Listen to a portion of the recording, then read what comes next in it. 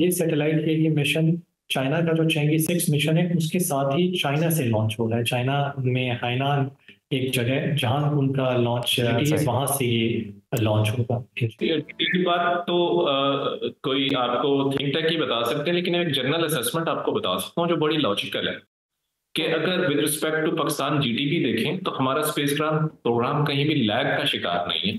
1962 में जब स्पार्को बनी या 61 में, तो उसके बाद पाकिस्तान ने भी बहुत सा काम इस पे किया। असल में ना स्पेस की डेवलपमेंट जो है ना वो एक एक्सपेंसिव बिजनेस है, ठीक है। तो वो एक्सपेंसिव बिजनेस का मतलब ये है कि इन टर्म्स ऑफ मनी हमें कुछ ना कुछ रिसोर्सेज एलोकेट करनी पड़ेंगी, तभी हम स्पेस में या स्पेस प्रोग्राम में एडवांसमेंट हासिल कर सकते हैं। सारे लोग बड़े एक्साइटेड हैं, बड़ी बेसब्री से बस हम इंतजार कर रहे हैं। ऑडिटोरियम में भी एक बड़ी स्क्रीन लगी हुई है, सब स्टूडेंट्स यहाँ पे जमा हैं, बल्कि और गेस्ट वगैरह भी मुख्तलिफ आए हुए हैं, कुछ स्कूल के बच्चे वगैरह भी आए हुए हैं। सो ओवरऑल एक बड़ी गहमा गहमी। हमारे साथ मौजूद हैं IQQ की कोर कमेटी के रुकन डॉक्टर खुरम खुर्शीद साहब और डॉक्टर रेहान महमूद साहब। बहुत शुक्रिया आपने सुनो पाकिस्तान को वक्त दिया। सबसे पहले पाकिस्तान का पहला सैटेलाइट मिशन चांद पर भेजने की तैयारियां मुकम्मल हो गई हैं, बस चंद लम्हे ही बाकी हैं। ये मिशन पाकिस्तान के लिए कितना अहम है? ये मिशन की तैयारी बिल्कुल मुकम्मल हो गई हुई है हमारी तरफ से। तो ये सैटेलाइट, क्योंकि ये प्रोजेक्ट तकरीबन 2 साल पहले इनिशिएट हुआ था, सो अब तक चलते हुए अपनी तमाम ट्रेनिंग के मराइल से गुजरते हुए, तमाम टेस्टिंग के मराइल से गुजरने के बाद ये अब जाके लॉन्च व्हीकल के साथ इंटीग्रेट हो चुका है। तो लॉन्च की तैयारी यानी हमारे एंड से, हमारे इंस्टीट्यूट के एंड से, लैब के एंड से बिल्कुल मुकम्मल है। अब बस आज लॉन्च का इंतज़ार है कि इंशाल्लाह टाइमली ये लॉन्च हो जाए, ताकि हमारे ये प्रोजेक्ट इंशाल्लाह सक्सेसफुली कंप्लीट हो जाए। ये अपने जो मिशन है यानी चांद के गिर्द ऑर्बिट करना, वहाँ तक।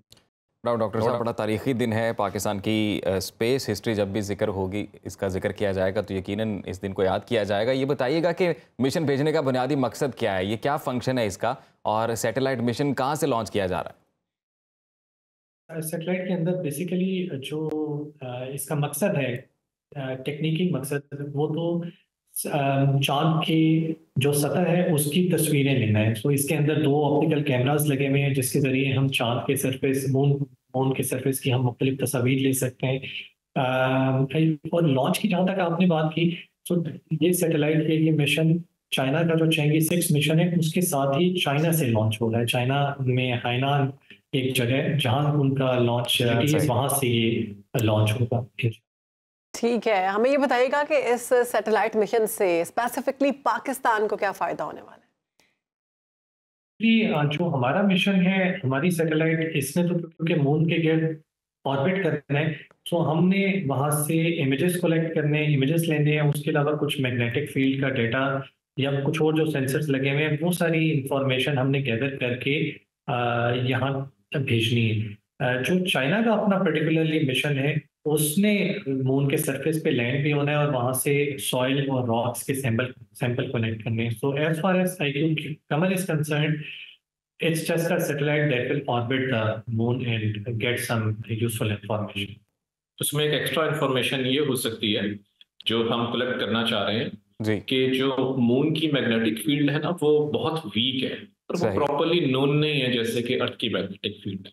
तो हमने इसमें बहुत कुछ सेंसिटिव मैग्नेटोमीटर्स लगाए हैं, क्योंकि जब ये ऑर्बिट करेगा मून को, तो we will sense the magnetic field of the moon, और वो डेटा भी हमें जब ये कलेक्ट करेगा तो हमारे डाउनलोड सेंटर या डेटा सेंटर में भेजेगा, तो हमारे पास कुछ ना कुछ मून की मैग्नेटिक फील्ड का एक मैप हमें उम्मीद है आएगा।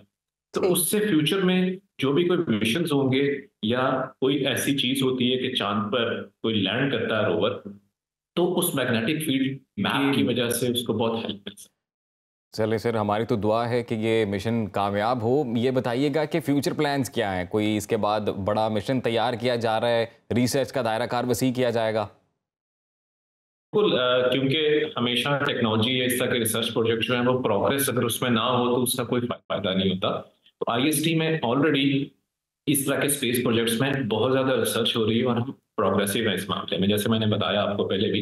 तो हमारा ऑलरेडी एक मिशन पाइपलाइन में है जिस पे हम काम कर रहे हैं, IQN। वो भी एक छोटी सैटेलाइट है और उम्मीद है कि अगले 1.5 से 2 साल में वो भी लॉन्च होगी। इसके अलावा हम फ्यूचर में भी देख रहे हैं कि जिस तरह के डीप स्पेस, असल में स्पेस और डीप स्पेस में ये फर्क है कि स्पेस की चीज बनाना शायद कोई मिशन थोड़ा सा आसान हो, लेकिन डीप स्पेस के लिए जब हम कोई सैटेलाइट या कोई प्रोब बनाते हैं, that is very very difficult to manufacture. क्योंकि जो अगर हम टेम्परेचर्स की बात करें तो वो बहुत ज्यादा एक्सट्रीम होते हैं, बहुत ज्यादा कोल्ड हो गए या बहुत ज्यादा हॉट होगा, तो ये सारी चीजें बहुत ज्यादा मैटर करती हैं।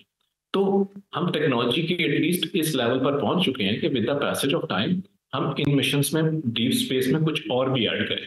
जैसे कि मे बी इंडिया ने जैसे सन पे एक प्रोब भेजी थी कुछ डेटा एसेस करने के लिए, तो इंशाल्लाह हमें उम्मीद है कि फ्यूचर में हम भी कुछ ऐसे डीप स्पेस मिशंस जो है वो बनाएंगे, और पाइपलाइन में भी हैं कि जल्दी आप कुछ ना कुछ अच्छी न्यूज़ सुनेंगे और आपको अंदाजा होगा कि स्पेस रेस में पाकिस्तान किसी से भी पीछे नहीं है।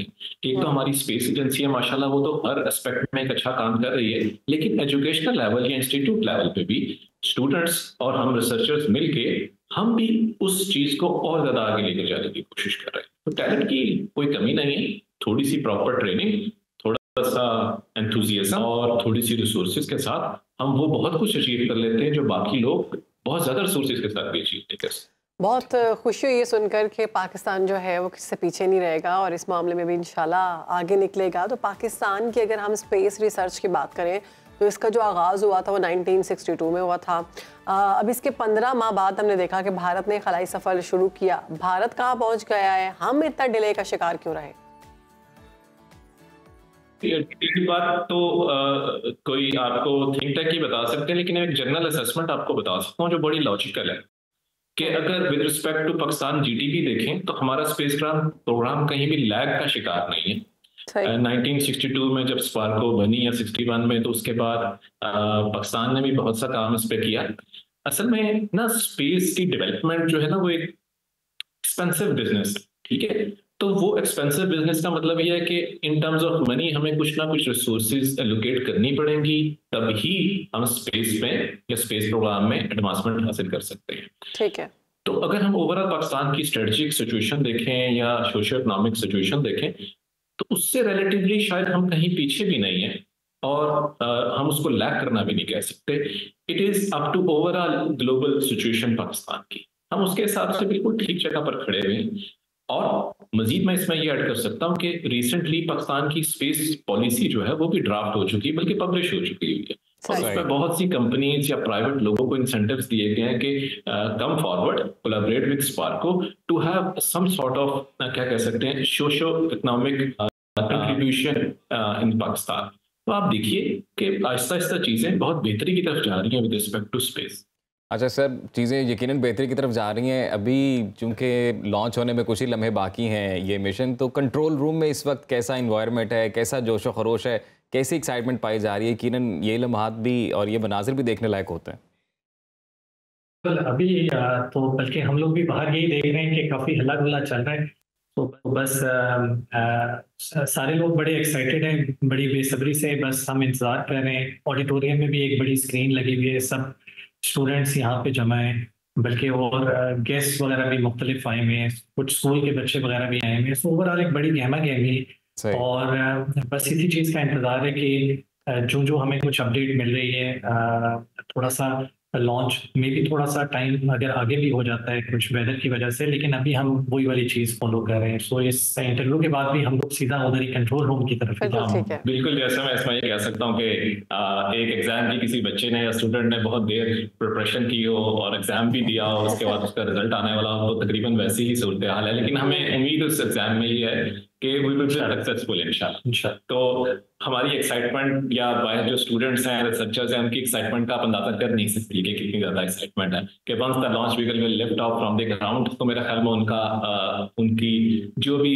एक्शंस हैं वो बयान नहीं किए जा सकते, क्योंकि वो एक्शन बिल्कुल तो मुझे उम्मीद है कि ये सब कुछ अभी सक्सेसफुल रहेगा और हमें इससे जो भी डेटा मिलेगा वो पाकिस्तान के लिए, फ्यूचर के लिए, स्पेस प्रोग्राम के लिए इंशाल्लाह बेनिफिशियल होगा। तो मुझे उम्मीद है कि आप ये सारी चीज़ जब कभी देखेंगी कि स्टूडेंट्स कैसे एक्साइटेड हैं और वो कैसे प्राउड फील करते हैं कि we are a part of IST and we are a part of that program and also they are proud of being Pakistanis, कि एटलीस्ट उनको इस तरह की पाकिस्तान में रहते हुए या पाकिस्तान का सिटीजन या स्टूडेंट होते हुए उन्होंने ये चीज़ देखी, उनके एक इंस्टीट्यूट ने बनाई। ये वैसा प्राउड मोमेंट है सारे पाकिस्तान की। इंशाल्लाह बहुत खुशी हो रही है आपको, और हम लोग स्टूडियोज में बहुत एक्साइटेड हैं। हम लोग भी बहुत एक्साइटेड हैं, जल्दी से ये सारा सिलसिला हो और पाकिस्तान का नाम रोशन करे मजीद इंशाल्लाह। और वो काउंटडाउन बड़ा देखने वाला होता है, बड़ा एक्साइटेड होते हैं वो काउंटडाउन चलता है ना, जब मिशन लॉन्च होना शुरू होता है। तो डॉक्टर खुर्रम, डॉक्टर रेहान, बहुत शुक्रिया आप दोनों का।